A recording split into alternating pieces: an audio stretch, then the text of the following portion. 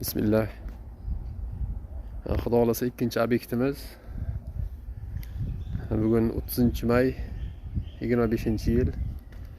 Tamojida, Tarnovda, Nazarbek Tarnovda tamojini ustiga, tamojini zdaniyasini tomiga Xudo xolasa 10 kilovatlik quyosh stansiyasi o'rnatamiz.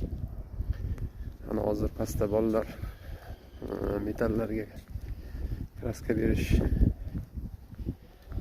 jarayoni davom etmoqda. Yigitlar ishlayapti.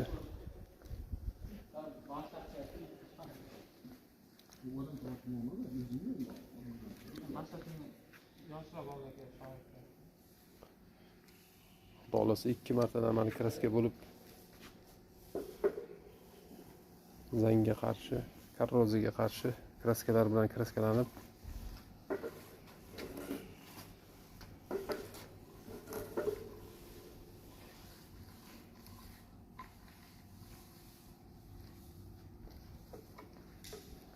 tomga o'rnatiladi. Tepadan panellardan kabellarni shu kort ichidan tushirib, xudo xolasa inverterda mashinaga joylashtiramiz.